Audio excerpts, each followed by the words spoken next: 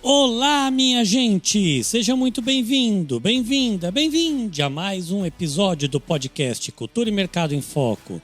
Meu nome é Marcel Vitorino, sou um homem branco, cis, tenho 2 piercings em cada orelha, sou careca por falta de opção e hoje estou usando uma camiseta marrom com uma estampa branca na frente. Estamos chegando ao final do ano de 2024 e para encerrar esta nossa segunda temporada, decidimos fazer uma grande retrospectiva sobre os principais assuntos do setor cultural neste ano. Para isso, convidamos diversos especialistas profissionais envolvidos diretamente com os temas que selecionamos para tratar aqui. Eles nos deram os panoramas gerais e também fizeram avaliações sobre o marco regulatório do Sistema Nacional de Cultura, a Política Nacional Aldir Blanc, o novo Plano Nacional de Cultura, as mudanças na Lei Rouanet, a Política Nacional de Economia Criativa, a nova edição do programa Petrobras Cultural. Então, vamos ouvi-los?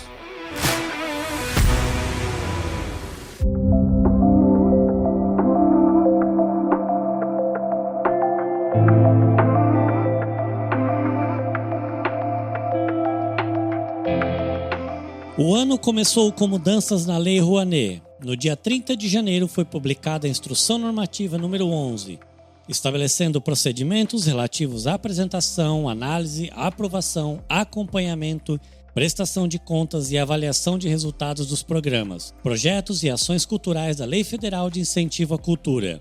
Depois disso, outras INs foram publicadas. As instruções normativas do Ministério da Cultura trouxeram algumas alterações que eu acho relevantes, para o nosso segmento. Ela inseriu no valor máximo de projeto de 10 milhões as bienais, os festivais, as mostras, as óperas, que foi muito bom. Colocou um limite de aprovação para projetos de planos anuais de até 30% da média da sua última captação. Trouxe limites de prazos diferentes, então agora os planos anuais devem ser apresentados no final de agosto e os projetos regulares até o final de outubro. Especificou melhor as questões da acessibilidade, o que ajudou, que elas têm que ser adequadas a cada tipo de atividade artística, e trouxe também uma alteração importante no limite de quanto o proponente pode ter de remuneração na soma de todos os seus sócios, parentes e etc., que passou a ser 20% do valor do projeto, assim como um fornecedor só pode ter 20% do valor do projeto. Essa é a Cris Olivieri, advogada da empresa Olivieri Advogados Associados, especializada na consultoria jurídica e estratégica para arte, cultura e entretenimento. Sou uma mulher branca, de olhos azuis, cabelos grisalhos, com quase 60 anos e estou usando uma blusa azul turquesa. A Cris lembrou que o MINC também aprovou uma exceção normativa específica para o Rio Grande do Sul, prorrogando alguns projetos, estabelecendo novos critérios e criando uma comissão para canalizar verba de patrocínio para o Estado, o que, segundo ela, de fato aconteceu. O Ministério auxiliou em formar um conglomerado de patrocinadores que escolheram projetos no Rio Grande do Sul para ajudar na retomada pós-calamidade. É importante também que na instrução normativa geral da Lei Rouanet, existe essa previsão de que o Ministério pode fazer uma busca proativa, ativa de patrocinadores e de verba, criando editais. E assim ele criou o edital da Rouanet Norte, da Rouanet Nordeste, que permite uma distribuição mais regionalizada dessas verbas de incentivo fiscal. A questão da acessibilidade ter sido especializada, detalhado que a acessibilidade tem que ser especializada para cada tipo de atividade é muito bom, porque garante que cada atividade possa fazer a sua proposição e garante que, de fato, essa acessibilidade seja conferida na medida que um espetáculo de teatro é muito diferente de uma exposição. Os prazos serem reduzidos para a apresentação dos projetos me parece também mais eficiente. As pessoas, claro, têm que se planejar mais, mas o Ministério ganha mais tempo para analisar esses projetos, esses planos anuais que são entregues até o final de agosto e que aí tem que ter passado por uma reunião da CNIC antes do final do ano, assim como para os projetos novos que provavelmente têm o destino do ano seguinte, terem que ser apresentados até outubro. O sistema fica fechado para novos projetos, de forma que todos os técnicos do Ministério podem ficar mais disponíveis na atuação de análise de projetos e não o sistema sendo utilizado para novos pedidos. No que diz respeito à diminuição do pagamento dos proponentes é uma questão complexa, especialmente para projetos pequenos. 20% do valor de um projeto de 20 milhões é bastante dinheiro, mas 20% num projeto de 200 mil, 300 mil, 500 mil não é tanto dinheiro, especialmente se imaginarmos que é um projeto que acontece durante o longo de um ano, que precisa remunerar aquelas sócios do proponente que estão envolvidos, às vezes você tem familiares envolvidos, então esses 20% requerem um repensar, talvez num escalonamento de limites, assim como para os fornecedores. Às vezes você tem um fornecedor-chave, um fornecedor único, que representa mais do que 20% do seu orçamento, como em grandes cenários, ou às vezes em grandes seguros, depende um pouco do valor do projeto.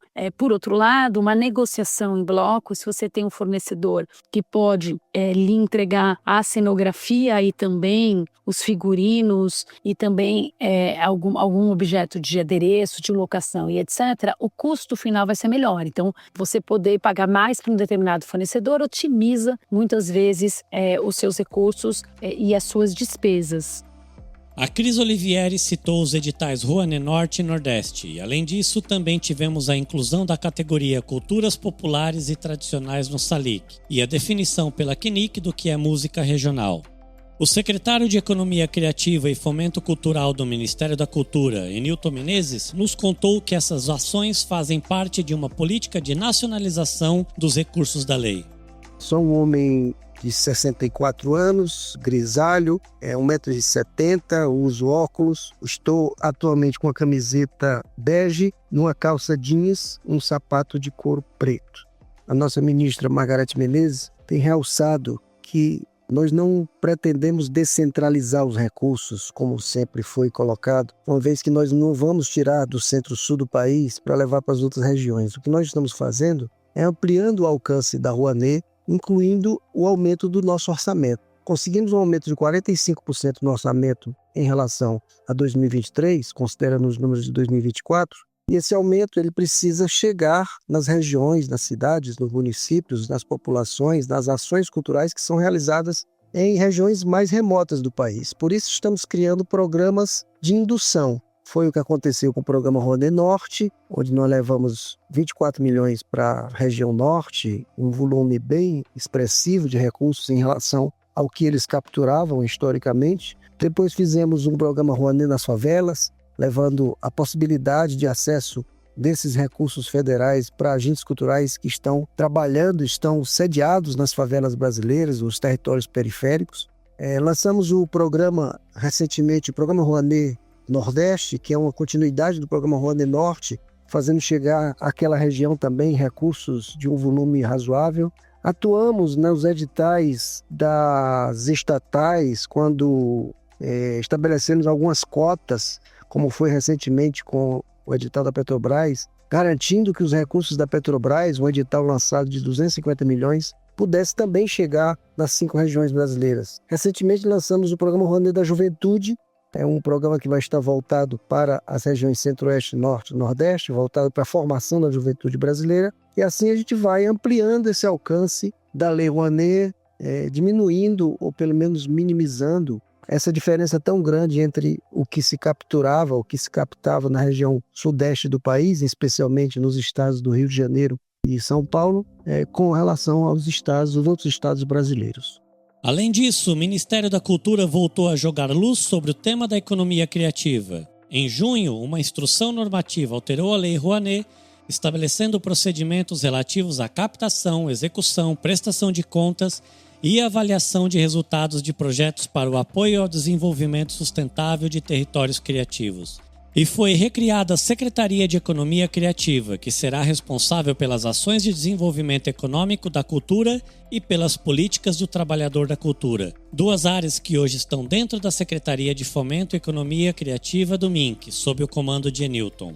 A CEFIC é uma secretaria muito grande que absorveu a Secretaria de Economia Criativa, então criada lá no governo da Dilma Rousseff, quando a nossa ministra era a ministra Ana de Holanda, e a CEFIC assumiu essa responsabilidade desde o início desse governo, agora se fazendo uma correção de responsabilidades, podendo, de fato, com essa recriação da Secretaria da Economia criativa, que será dirigida pela professora Cláudia Leitão, fazer uma correção na condução desse processo. A experiência do trabalho realizado na economia criativa, no desenvolvimento econômico da cultura, com a área de fomento, foi uma experiência importante, porque fez com que a gente conseguisse criar ferramentas de financiamento para essa futura Secretaria de Economia Criativa. Então, mesmo sendo separadas em breve, a CEFIC e a SEC, Secretaria de Economia Criativa, vão trabalhar em estreita sintonia por conta das ferramentas de financiamento que serão, obviamente, desenhadas pela Secretaria de Fomento e Incentivo à Cultura. É um passo importante na estruturação do Ministério da Cultura e um passo importante e imprescindível para a economia dos setores culturais brasileiros. Segundo o secretário, com a criação da Secretaria da Economia Criativa e essa possibilidade de um diálogo estreito com a CEFIC, trabalhando de forma articulada e transversalmente a todo o Ministério, será possível enxergar o desenvolvimento dos territórios criativos no Brasil, dando a possibilidade que esses territórios se estruturem e sejam independentes. A primeira experiência será o programa Cariri Criativo, que foi lançado esse ano, mas começará a ser executado em 2025. Já em março de 2025, nós faremos o primeiro seminário inaugural desse processo. É um projeto que está sendo financiado em parceria com o Banco do Nordeste e uma novidade que é um projeto de desenvolvimento de território já utilizando recursos da Lei Rouanet.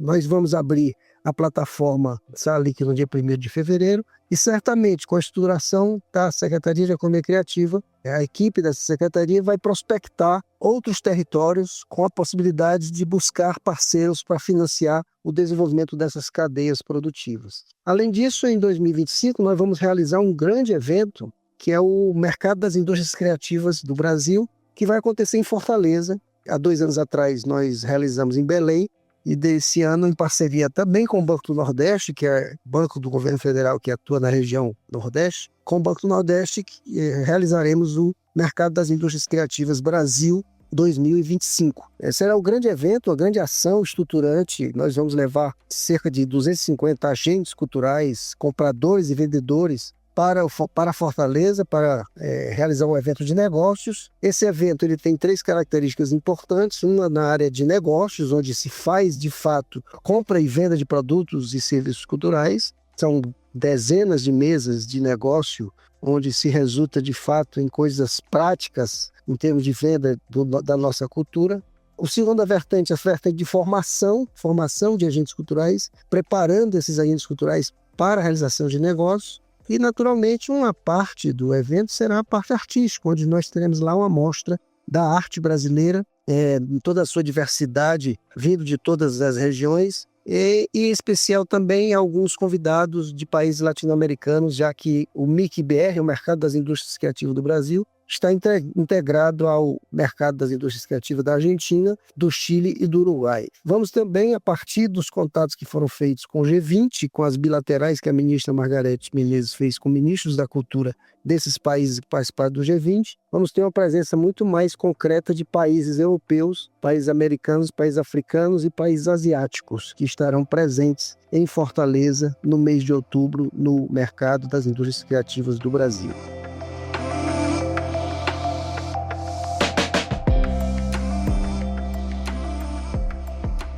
Eu fico muito feliz com a criação da Secretaria de Economia Criativa, com essa recriação da Secretaria de Economia Criativa, inclusive para que tenhamos os aprendizados desses vários anos de interregno desde a extinção da mesma, não só baseado nos nossos aprendizados aqui no Brasil, nos vários estados e municípios, mas também em outros países, porque o mundo muda de uma forma muito rápida e claramente a gente também tem que se readequar a esse mundo em transição. Essa é a Ana Carla Fonseca, também conhecida como Cainha, diretora da Garimpo de Soluções, uma empresa que trabalha com economia da cultura, economia criativa e desenvolvimento territorial em mais de 270 cidades de 34 países, além de prestar consultoria para órgãos como a ONU e o BID. Eu sou uma mulher alta, esguia, tenho cabelos pelos ombros, claros, branca, e hoje trajo um vestido branco, azul e amarelo com leõezinhos. o que me parece que é fundamental para dizer duas coisas como linhas diretrizes. A primeira delas é que haja um trabalho muito íntimo de integração da política de economia criativa no Ministério da Cultura com a política de economia criativa de outros ministérios, mas muito especialmente daquele de ciência e tecnologia, tendo em vista que a economia criativa não abrange apenas cultura, mas também ciência e tecnologia, e assim nós conseguiríamos pelos dois flancos, né, das artes e da cultura e da ciência e tecnologia, cumprir esse espectro de uma forma bastante sinérgica e sincrônica, e também com o Ministério do Empreendedorismo, de modo que os outros ministérios de educação, de turismo, de relações internacionais, enfim, vários outros que a gente poderia trazer essa discussão são super importantes, mas estes dois, a meu ver, até para podermos mais uma vez gerar esses enlaces que somem sinergias, é absolutamente fundamental. O segundo ponto fundamental, segundo Cainha, é o escopo da nova secretaria, tendo em vista as questões identitárias, tradicionais e patrimoniais já são escopo de outros órgãos dentro do próprio Ministério, e que a economia criativa lida essencialmente com economia. Antes do criativo tem o economia, de modo que eu imagino que 3 grandes linhas de atuação dessa secretaria devam se concentrar em territórios. E quando a gente fala de territórios, é algo muito complexo, porque tem as dinâmicas urbanas, mas também tem as dinâmicas sociais, as culturais, as ambientais. Então, qual é o papel da economia criativa dentro disso? E como nós entendemos as singularidades desse território para, junto à criatividade desfagente, desenvolver esse território. Então, além dos territórios, eu imagino que a Secretaria de Economia Criativa se debruce sobre inovações. Quando falamos de inovações em cultura, por exemplo, uma questão muito quente agora e muito polêmica, a da inteligência artificial, como nós podemos garantir ou pelo menos maximizar o potencial dessas novas tecnologias que são inelutáveis, né? Não adianta dizer, eu quero, não quero, elas já estão aí, elas acontecerão, como sempre na história da evolução econômica, a gente tem essas safras, né? Revolução industrial, revoluções digitais, agora, enfim, esse novo ciclo, o que estamos vivenciando, como nós podemos aproveitar isso a favor da cultura e não contra ela, e como mais cedo entrarmos a bordo, melhor para isso.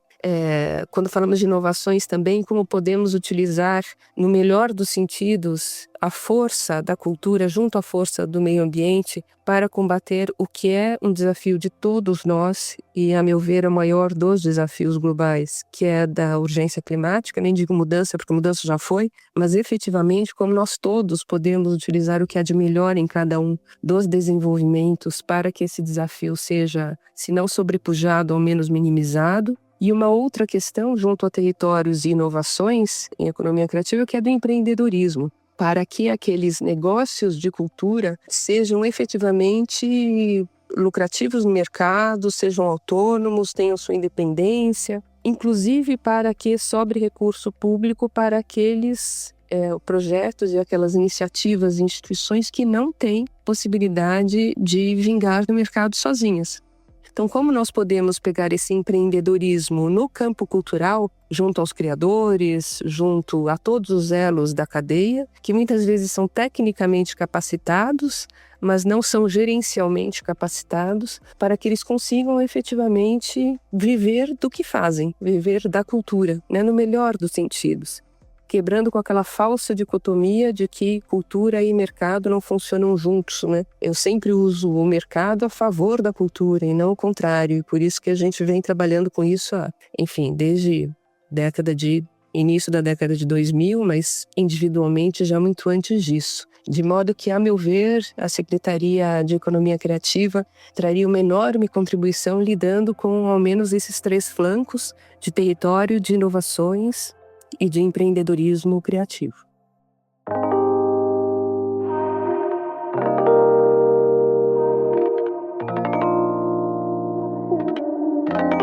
Meu nome é Américo Córdula, eu sou ator e gestor cultural e consultor em políticas de cultura.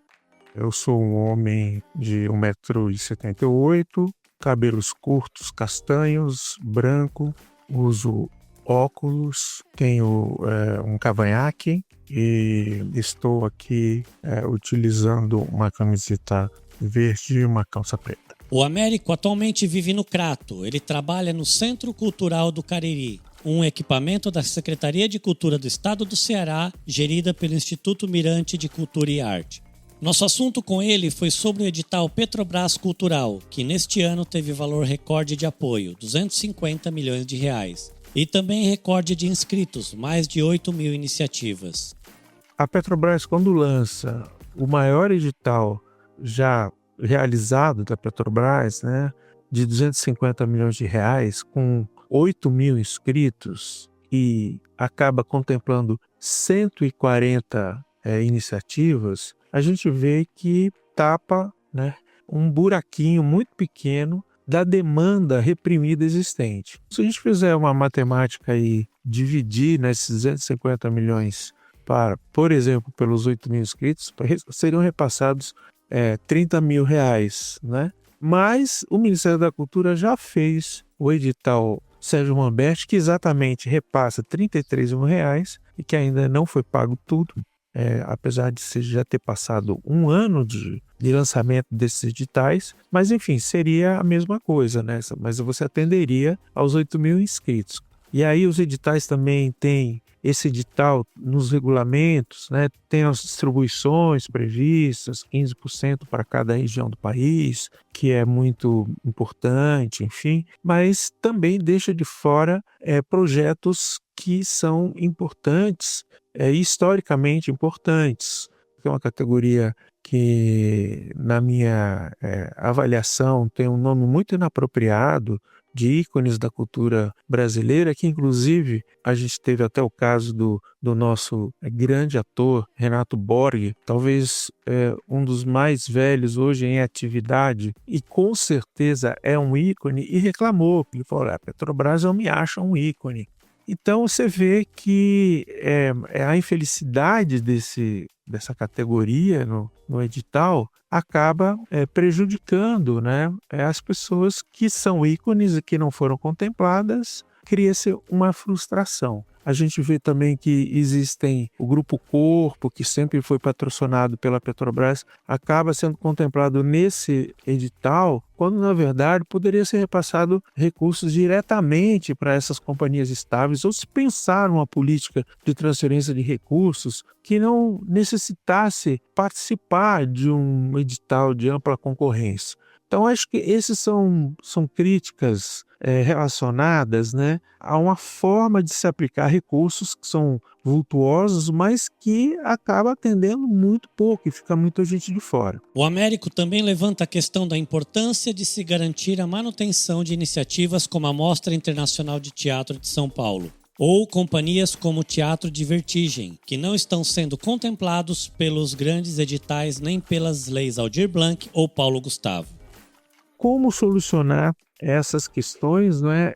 É uma pactuação que deve ser feita, e essa pactuação passa pelo Sistema Nacional de Cultura, mas o Sistema Nacional de Cultura tem no meio do caminho, não é, essas secretarias estaduais e municipais que direcionam e acabam não contemplando essas iniciativas tão importantes para todos nós. Então, a gente percebe que se não for revisto a forma de fomento e os mecanismos, todo mundo tem criticado muito os editais teve uma importância no momento da construção da política. Agora a gente tem recurso, mas os repasses continuam sendo feitos da maneira antiga, ou seja, edital. Mas não existe nenhuma forma de repasse direto que pode ser feito, desde reconhecimentos, por exemplo, aí voltando aos ícones, os ícones, os patrimônios, né, eles já cumprem a sua função, né? Essa função de importância para os municípios, para o Estado e para o Brasil. Então não faz sentido ficar participando mais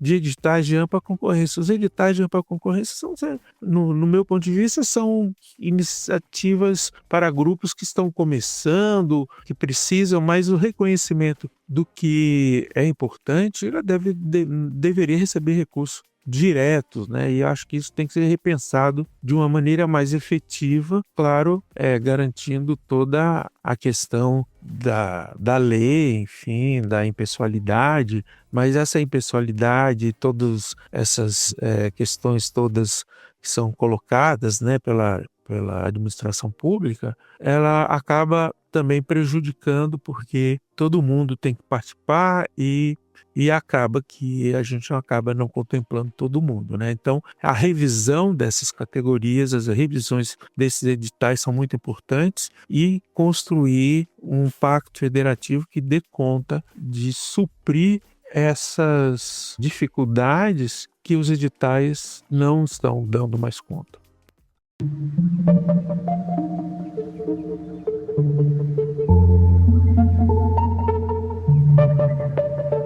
No nosso episódio de número 12, que abriu a segunda temporada do Cultura e Mercado em Foco, falamos sobre a 4ª Conferência Nacional de Cultura, que aconteceu de 4 a 8 de março deste ano. Te convidamos a ouvir para saber com mais detalhes sobre o que rolou neste encontro. Durante o evento, o Senado aprovou o projeto para a criação do Marco Regulatório do Sistema Nacional de Cultura, o chamado SUS da Cultura, sancionado um mês depois pelo presidente Lula. A ideia é que programas e projetos culturais sejam transformados em políticas de Estado, para que sejam permanentes, independentemente das mudanças de governo. O sistema já havia sido previsto em emenda constitucional em 2012.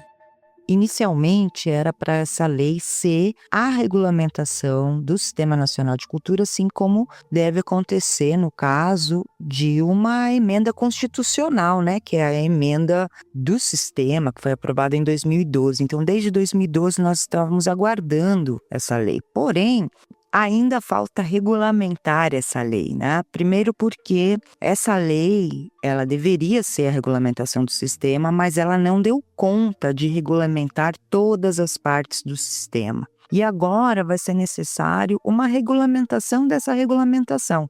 Essa é Inti Queiroz, pesquisadora e articuladora cultural e atualmente assessora parlamentar da deputada federal Sâmia Bonfim. Eu sou uma mulher branca, de cabelo castanho claro e olhos castanhos escuros.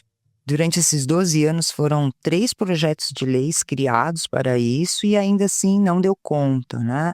Isso mostra um pouco da complexidade aí do setor cultural e da complexidade do próprio Sistema Nacional de Cultura, que tem diversas partes e que ainda está gerando muita dúvida, né? Não só nos gestores, mas na base do setor. Desde o início aí do governo Lula, principalmente a militância da cultura, nós contávamos com uma oportunidade que veio a partir da Lei Paulo Gustavo, da obrigatoriedade da implantação dos sistemas, né? Isso está previsto nos artigos 1, no artigo 4º da Lei Paulo Gustavo, no artigo 10 da regulamentação da Lei Paulo Gustavo, porém, o próprio Ministério da Cultura cedeu aí à vontade dos gestores das cidades, dos estados e suspendeu essa obrigatoriedade da implantação do Sistema Nacional de Cultura a partir da Portaria 137, que foi colocada em julho de 2024. Isso foi uma grande perda para o setor. A Portaria 137 foi publicada no dia 8 de julho, após a Confederação Nacional de Municípios solicitar ao MINC a prorrogação do prazo de implementação do Conselho, Plano e Fundo de Cultura. Segundo a própria Confederação, o motivo da solicitação foi a complexidade do processo e as dificuldades administrativas e técnicas das secretarias ou departamentos de cultura. Com a publicação da portaria, ficou suspenso o prazo para a implementação do CPF da Cultura, até a regulamentação da Lei 14.835/2024, que instituiu o Marco Regulatório do Sistema Nacional de Cultura. Já faz alguns meses que eles estão prometendo essa regulamentação da regulamentação, e as cidades e os estados seguem com seus sistemas parados. Uma série de cidades, inclusive, estavam no meio do processo de implantação dos sistemas a partir da Lei Paulo Gustavo e pararam justamente por conta da suspensão, tá? A partir da Portaria 137, mas também por conta dessa nova regulamentação que virá aí a partir do Marco Regulatório do Sistema. Então, a gente ainda não tem nem como saber o que vai acontecer com isso. A questão é que a gente tem um ano de 2025 pela frente, onde tudo isso vai ter que acontecer, né? A gente vai ter que fazer uma lei do novo Plano Nacional de Cultura vingar, a gente vai ter que fazer uma nova eleição do Conselho Nacional de Política Cultural, num formato mais democrático, as câmaras setoriais. Nós vamos precisar repensar o próprio Fundo Nacional de Cultura, que ainda segue atrelado à própria Lei Rouanet, e isso é um problema porque ele não alimenta o sistema como deveria, né? E hoje ele está muito linkado à questão da PNAB, que ainda não está devidamente linkada ao Sistema Nacional de Cultura. Então, o próprio marco regulatório do sistema, né, essa regulamentação da regulamentação também precisa preencher essas lacunas que vão fazer a roda aí do nosso SUS da cultura finalmente andar, né? Porque do jeito que está, a gente segue com uma estrutura imaginária, uma estrutura não implantada, não aceita pelos gestores, e que o próprio Ministério da Cultura não está sabendo como lidar com isso. Inti conta que o Sistema Nacional de Cultura começou a ser construído há 25 anos, a partir do protocolo da PEC do Plano Nacional de Cultura, em 1999. Mas, segundo ela, ele segue desconhecido pela maior parte dos fazedores de cultura. Até mesmo entre os participantes da 4ª Conferência Nacional de Cultura havia muito desconhecimento, ela diz. Ao final do evento, foram definidas 30 propostas prioritárias dentro de 6 eixos temáticos para que o governo federal elabore, em conjunto com a sociedade civil, o novo Plano Nacional de Cultura. Mas essa construção conjunta segue esbarrando na falta de conhecimento. Agora eles estão fazendo esse giro aí pelos estados para trabalhar a questão da consulta pública, né, de construção dessas metas, mas eu sinto que faltou criar, né, formar uma base para a realização desses encontros, sejam os presenciais ou online, né, porque acabam sempre sendo os mesmos que participam, né, as pessoas que já estão envolvidas com a militância, né, então eu sinto que não está tendo um trabalho efetivo do Ministério da Cultura para ampliar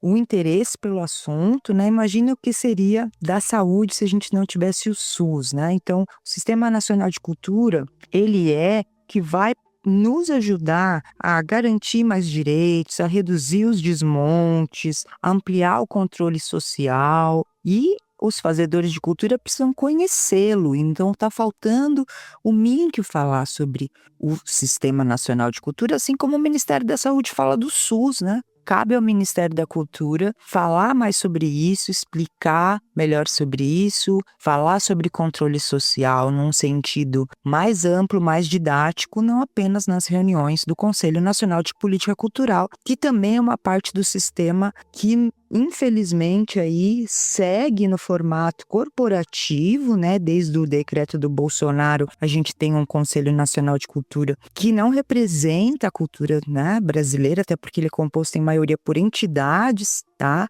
Não aconteceu uma eleição direta, apenas entidades podiam votar. Então, a gente precisa muito a reposição dos colegiados, das câmaras setoriais. Agora estão começando a pensar esse formato, mas tudo acabou ficando para 2025, né? Então, 2025 vai ser um ano de muitos desafios, de muito trabalho, não só do Ministério da Cultura, mas também do setor, mas seria muito importante que o Ministério da Cultura fizesse mais formações mais qualificadas. Não adianta só fazer live, só fazer videozinho rapidinho na internet, e precisamos também de manuais, precisamos de materiais, né? Se a gente olha o site do MINC, vê que tem muito pouca coisa. Então, seria muito importante aí que o Ministério da Cultura desse ao Sistema Nacional de Cultura a importância que ele realmente merece, pois isso não está acontecendo nessa gestão.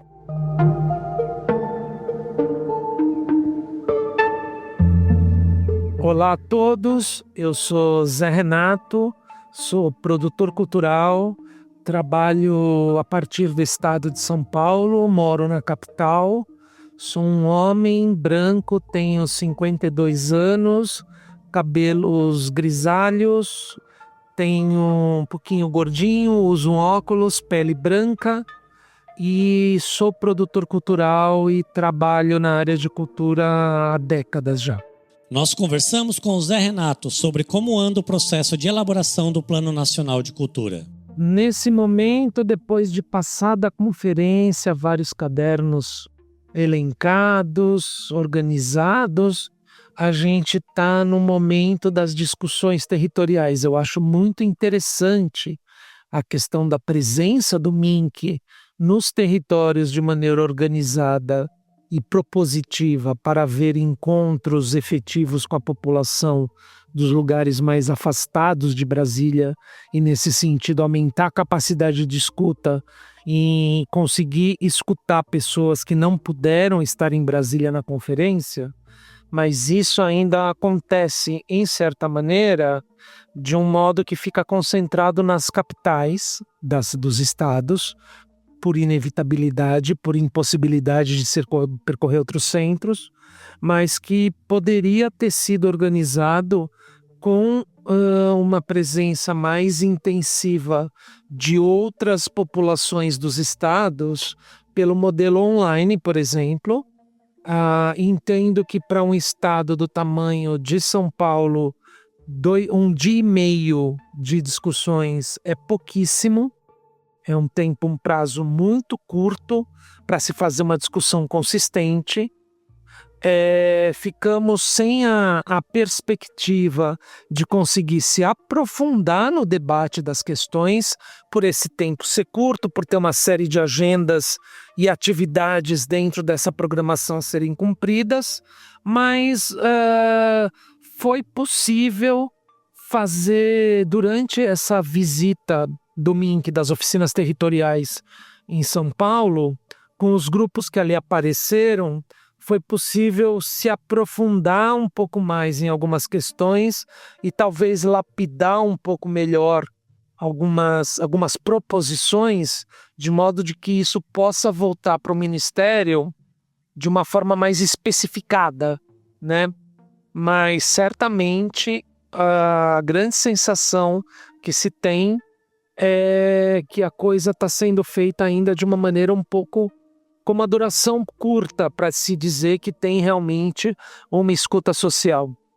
A gente espera que isso, antes de se tornar um documento oficial, possa ter uma forma de devolutiva pública com comentário social. Aí assim a gente poderia alcançar algum parâmetro de equilíbrio entre as viabilidades do MINC e o desejo social.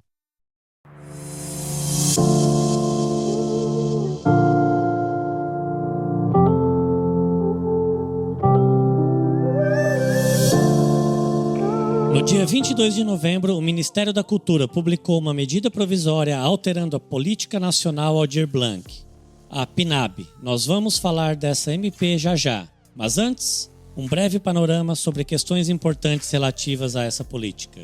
A Política Nacional Aldir Blanc, na verdade, ela começou a ser implementada por esse governo que assumiu em 2023, né? Teve uma mudança importante na legislação que fez com que uma parte dos seus recursos fossem direcionados para algumas políticas de preferência do governo federal, o que destoa, né, do que estava sendo feito o entendimento até do próprio Sistema Nacional de Cultura, de que os entes municipais, estaduais, os entes locais deveriam ser responsáveis por definir onde seriam aplicados os recursos, né? E aí, com isso, a gente teve aí um carimbo em uma parte importante dos recursos dos municípios, especificamente, voltados para o Cultura Viva, né? E esse dinheiro, portanto, ele não pode ser aplicado em qualquer outra iniciativa que não as iniciativas dentro da Política Nacional de Cultura Viva. Este é o Ivan Montanari. Eu sou uma pessoa branca, com cabelo preto, comprido, nesse momento amarrado num coque. Tenho uma barba também preta, meus olhos são pretos. E é isso, sou de estatura mediana, tenho 1,72. Eu sou de Bragança Paulista, atuo junto à Movimenta Cultura em atividades de assessoria na implementação de políticas públicas para a cultura. No ano passado, a gente trabalhou junto a diversos municípios fazendo as conferências de cultura e a implementação da LPG. Nesse ano de 2024, a gente tem atuado de forma mais importante, fazendo a implementação da Política Nacional Aldir Blanc e elaborando planos municipais de cultura em algumas cidades. Segundo o Ivan, um dos problemas no processo de implementação da PNAB foi a questão das minutas dos editais e das diversas mudanças no decorrer do processo. Primeiro porque as minutas do Cultura Viva, elas vieram bastante diferentes das outras minutas que o Ministério da Cultura disponibilizou, com diversas diferenças, inclusive no que compete ao saneamento de falhas, por exemplo, que é uma coisa que os outros editais, eles contemplam, né? Que é a possibilidade de você ter um momento entre a inscrição e a avaliação de mérito que possibilita que a pessoa possa colocar um documento que ela tem esquecido, modificar alguma coisa ali que tenha ido de forma equivocada.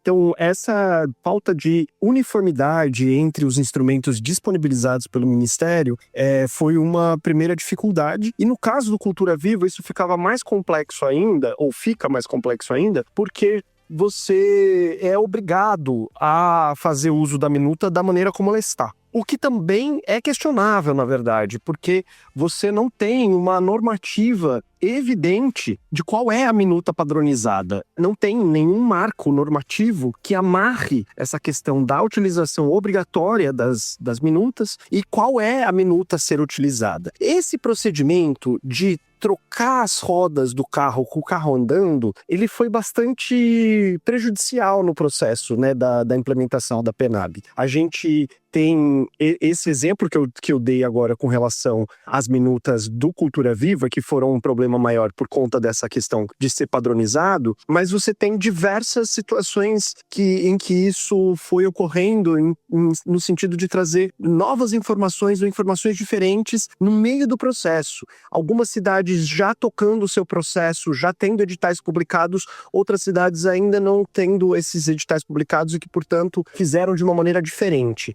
Outra questão levantada pelo Ivan diz respeito aos prazos quando eles são estabelecidos pelo MINC e alterados bem próximo à sua data final. Isso aconteceu, segundo ele, no caso das conferências de cultura municipais, além do próprio caso da implementação dos conselhos, planos e fundos de cultura, como falamos anteriormente. E novamente isso aconteceu agora com a PNAB, que apenas agora, no mês de dezembro, teve a sua prorrogação decretada, ato do Executivo Federal, um ato que é do governo federal sem depender do Congresso Nacional, ou seja, um ato que poderia ter sido realizado antes e que daria mais tempo para os municípios fazerem a implementação da PNAB em suas cidades. A gente teve municípios que fizeram editais muito equivocados, mal estruturados, porque foram feitos na correria para poder dar tempo de fazer o empenho dos recursos até o final desse ano, né? Que era o que estava obrigatório até o momento em que foi prorrogada a PNAB e que agora vai poder acontecer até a metade do ano que vem. De modo geral, a PNAB está servindo para a gente entender alguns gargalos importantes da gestão. Uma delas que eu acho que fica evidente, né, nesses tópicos que eu trouxe, que é justamente a comunicação e a relação entre o governo federal e os entes federativos, sobretudo, de novo, os municípios, e cito os municípios de forma mais importante, porque são eles que têm menos estrutura, né, para realizar essas políticas, quem tem menos experiência também em lidar com os instrumentos envolvidos nessas políticas, como os editais. E dentro das administrações municipais, isso também está possibilitando a gente ver alguns gargalos importantes, do ponto de vista tanto da administração pública, quanto da comunidade de fazedoras e fazedores de cultura nas cidades. A gente percebe que em muitas cidades você tem muito recurso sobrando ao final dos editais, isso falando das cidades que já estão, né, com seus editais publicados, que já tem o resultado, inclusive, publicado, e você pode observar que em muitas delas você não tem nem inscrito o suficiente para o montante de recursos e de projetos a serem contemplados, disponibilizados. Então, com isso, você vê que tem uma dificuldade aí de você chegar nos fazedores de cultura para que eles possam se inscrever, ou seja, um trabalho de divulgação, mas também um trabalho de formação e de suporte para que essas pessoas consigam inscrever seus projetos e que sejam projetos bem estruturados, que sejam projetos que sejam capazes de depois saírem do papel e, portanto, serem bem avaliados e poderem receber os recursos. Assim como a Inti Queiroz, o Ivan aponta a necessidade de haver maior suporte do MINC em termos de orientação aos fazedores de cultura locais. Ele também levanta a questão dos editais ainda serem o principal instrumento de financiamento à cultura do Brasil, que isso foi ampliado pela PNAB e que toda a burocracia em torno deles também se torna um dificultador para as pessoas dos mais diversos níveis sociais e de escolaridade possam estar aptos a participar e serem contempladas. A gente tem, por exemplo, uma grande parcela das pessoas envoltas em determinados segmentos que, inclusive, são pessoas analfabetas, né, que não têm um letramento mesmo com a língua escrita, mas que detêm um conhecimento importante, né, de uma tradição oral.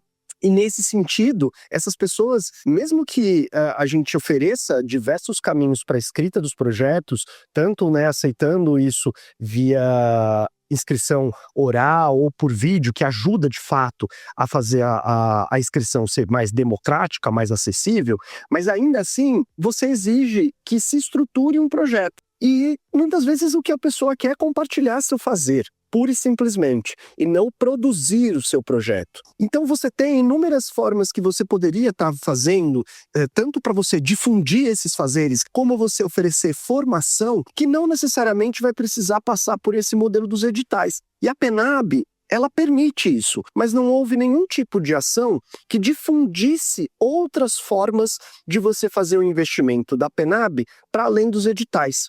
Os editais, eles são um instrumento, eles não são uma política pública em si, né? E o que acontece? Hoje em dia, a gente tem uma política pública de cultura baseada em editais, né? A gente tem poucas coisas que fogem a essa estrutura, né? E o que a PNAB fez nesse sentido foi ampliar essa perspectiva, né? Então, cada cidade abriu um tanto enorme de editais. Algumas cidades que eu tenho contato, chegaram a abrir 11 editais para lidar com a PNAB. O que também traz uma dificuldade enorme para quem é da cultura conseguir dar conta de compreender cada um dos editais, porque o que a maioria das prefeituras faz é simplesmente publicar os editais. E nesse sentido, você tendo 11 editais para ler, né, cada edital tem uma quantidade significativa de páginas, com uma linguagem jurídica, burocrática complexa, você não vai conseguir ler todos, né?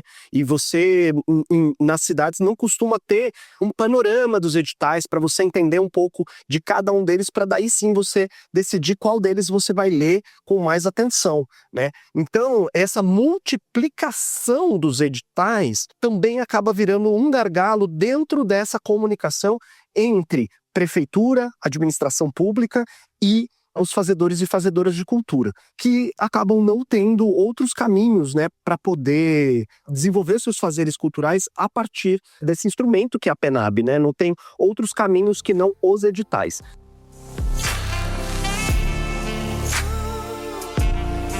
Ainda que tenha pontos positivos como a exigência de consultas públicas para a definição de ações a serem desenvolvidas com os recursos da PNAB, há gestões que não estão fazendo isso exatamente da maneira como deveria ser. E acho que o estado de São Paulo é um exemplo disso, no mau sentido, infelizmente, de gestões que não têm esse compromisso de fazer uma escuta relevante, que chegue nas pessoas, então não tem, faz porque tem que fazer para poder dar check numa obrigatoriedade que a lei impõe, mas não faz uma divulgação, não faz um processo amplo de escuta, né? Então aqui em São Paulo, por exemplo, você teve escutas que foram muito pontuais, com baixíssima participação, falando do estado de São Paulo, baixíssima participação, e que muitas das coisas que foram colocadas não foram levadas em consideração na hora de preparar os editais. Inclusive, falando do estado de São Paulo, vale dizer que, inclusive, foi muito difícil entender o investimento da PNAB em si no estado, porque o estado de São Paulo juntou, né, o mecanismo da PNAB junto com o PROAC e chamou isso de uma terceira coisa, que é Fomento Cult SP, que é a junção do PROAC com a PNAB, e que quando você olha os editais, você não sabe se você está se inscrevendo em uma coisa ou em outra, e, portanto, fica muito difícil de você compreender o que foi a PNAB no estado de São Paulo, né? Então, é complexa essa avaliação porque ficou tudo misturado ali junto aos editais do PROAC. Então, eu acho que, de maneira geral, esse é um balanço, assim, desse momento que a gente teve desse ano de implementação da PNAB e que a gente espera que sejam elementos que sejam levados em consideração para que a gente possa aprimorar a implementação da PNAB nos próximos anos em que ela está vigorando, né?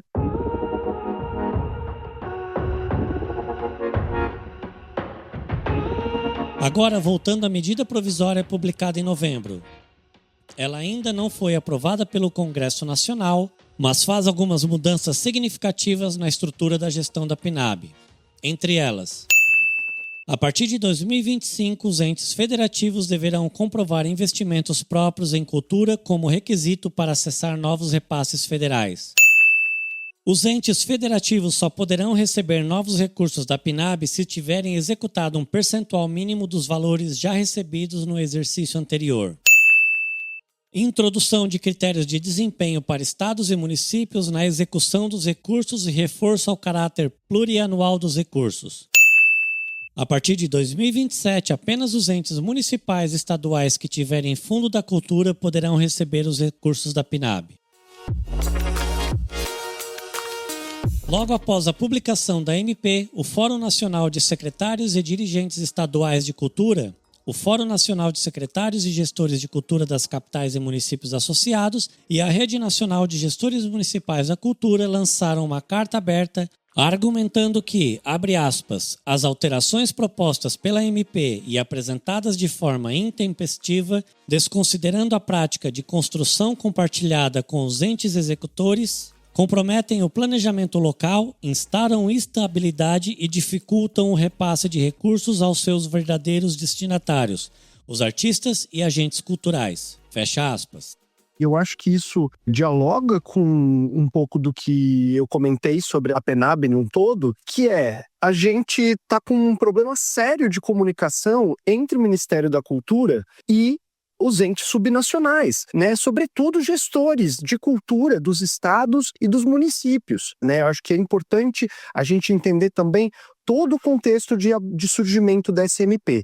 Ela surgiu junto com a notícia de um corte no orçamento da cultura, justificado pela baixa execução dos recursos repassados pela União aos estados e municípios. Essa foi a notícia que se viu em diversos noticiários. E aqui a gente tem um problema muito sério, porque uma vez que o Ministério, ao invés de conversar com os entes subnacionais para entender o que é que está acontecendo, por que é que estamos com essa baixa execução, e aí, concordando com a carta dos gestores, liderar um movimento, liderar um processo para que esses desafios sejam ultrapassados, o que exige ações que só o governo central pode fazer, né? Só o governo federal pode realizar.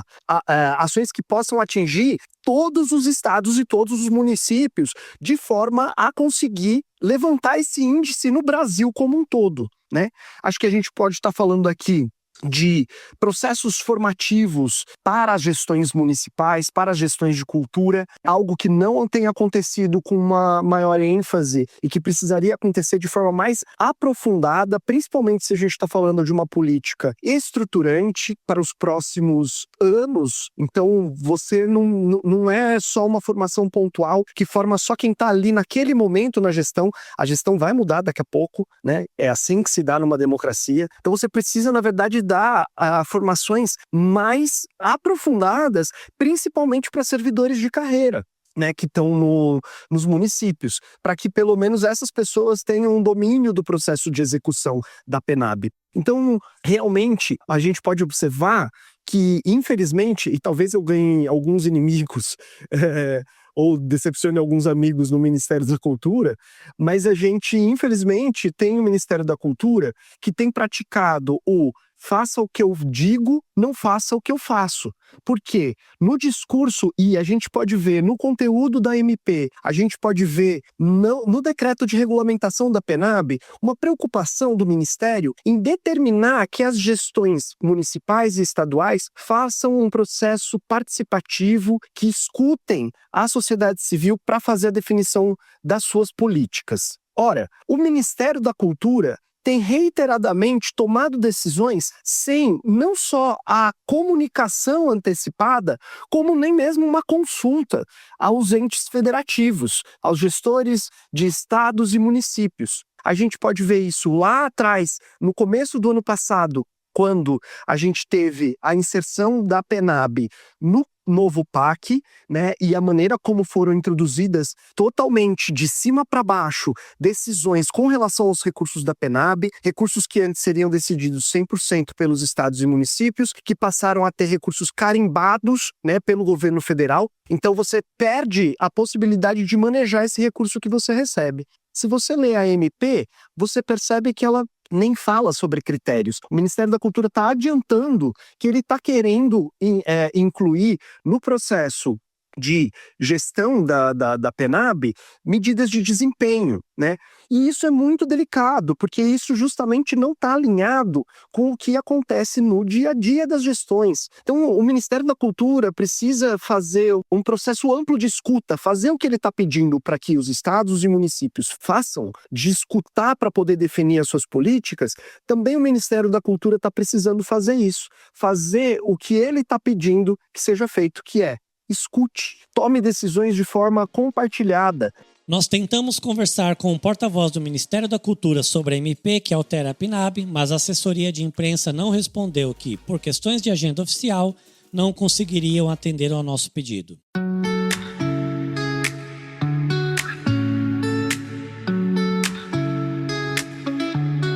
Como a gente pôde ouvir no decorrer deste episódio, muita coisa aconteceu e muita coisa ainda precisa acontecer para que a cultura se desenvolva ainda mais no Brasil.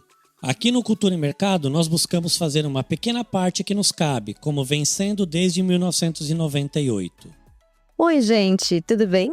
Aqui é a Larissa Biasoli Alves, uma das sócias do Cultura e Mercado. Eu sou uma mulher branca, cis, de 40 anos, tenho 1,60 m, tenho os cabelos escuros na altura dos ombros, com alguns reflexos mais claros e uso óculos. E eu tô aqui para contar para vocês um pouco sobre o nosso ano de 2024, que foi intenso e produtivo. Nós seguimos com a atualização do site de notícias e editais do Cultura e Mercado, com o oferecimento dos cursos regulares de forma online, com a manutenção aqui desse super programa do podcast Cultura e Mercado em Foco e também com um projeto com o pessoal do Prosas e patrocínio do Grupo Ultra, que se chama Rede de Fortalecimento Cultural.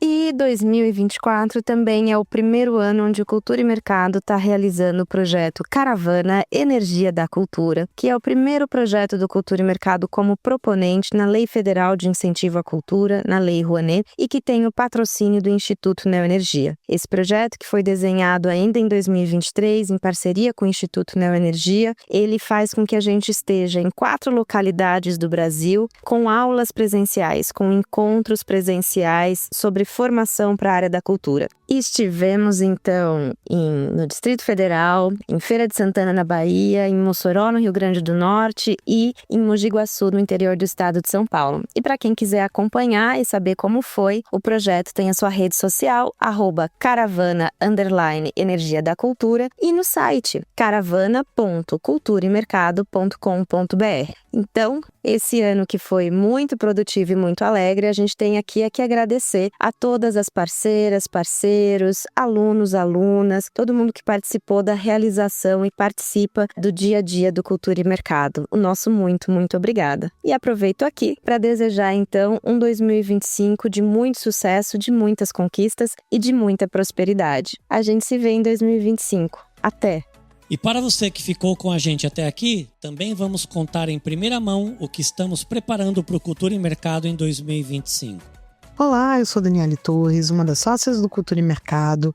Eu sou uma mulher cisgênero, eu sou uma mulher de pele clara, cabelos bem crespos e bem curtos atualmente, com a nuca à mostra, cabelos castanhos escuros, olhos castanhos escuros e procuro estar sempre usando um sorriso. Estou aqui para falar sobre Cultura e Mercado 2025. O que temos de expectativas, perspectivas, continuidade? A gente vai seguir trabalhando no projeto da Caravana Energia da Cultura, então tem muito mais formação presencial gratuita acontecendo. Fiquem ligados, acompanhem um projeto lindo patrocinado pelo Instituto Neo Energia. Temos uma parceria também com o Prosas, com patrocínio do Grupo Ultragás, do Grupo Ultra, onde a gente já começa o início do ano com mentorias, formações virtuais, online, também gratuitas para organizações de cultura do terceiro setor do país inteiro. Muito bacana. Temos uma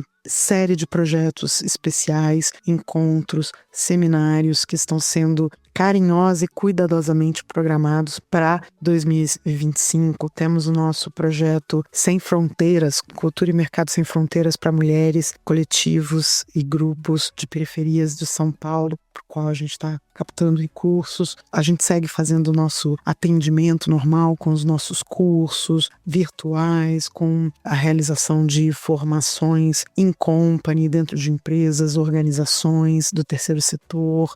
E a gente vai seguir com o nosso carro-chefe, que é o curso Formação em Captação de Recursos, que vai estar fazendo 10 anos de muito sucesso, e ele promete, a gente vai ter novas edições em 2025, um curso bem completo, bem prático, para que todo mundo consiga desenvolver uma captação de recursos efetiva, com resultados. São 13 especialistas renomados do mercado, então vem aí mais formação em captação de recursos, e a gente tem também a intenção de melhorar o site vai ter mais informação, uma navegabilidade maior, e esse podcast aqui, pelo qual vocês me escutam agora, também vai estar disponibilizado no site, facilitando aí também a busca, o acompanhamento de todos os episódios, de todas as temporadas. Enfim, tem muito trabalho para fazer, para desenvolver para 2025, e a gente espera que com isso a gente possa dar as mãos aí todo o setor cultural e fazer de 2025 um ano com ainda mais conquistas, mais realizações para a cultura brasileira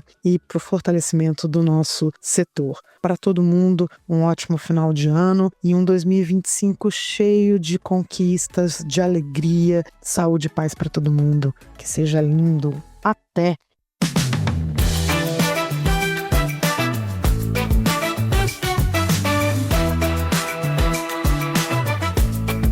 É isso aí, minha gente. Estamos chegando ao final do nosso último episódio de 2024. Também o último da segunda temporada do Cultura e Mercado em Foco. Eu sou Marcel Vitorino e esse podcast tem produção, roteiro, edição e montagem de Mônica Herculano. O ano está acabando, mas ainda dá tempo de fazer essa roda girar. Se você não ouviu os episódios anteriores, aproveite para ficar por dentro de tudo que rolou por aqui antes do ano virar. E não se esqueça de indicar para 5 amigos e pedir para que eles façam o mesmo. Dessa maneira, chegaremos aos ouvidos de muita gente, ampliando conhecimentos e reflexões sobre o nosso setor. E siga nos acompanhando em culturaemercado.com.br para saber sobre as principais notícias do mercado e das políticas culturais no país. E em culturaemercado.com.br/cursos para conhecer nossas formações para quem vive ou quer viver de cultura no Brasil. Muito obrigado pela sua audiência e nos veremos em 2025. Um beijo e um abraço e tchau!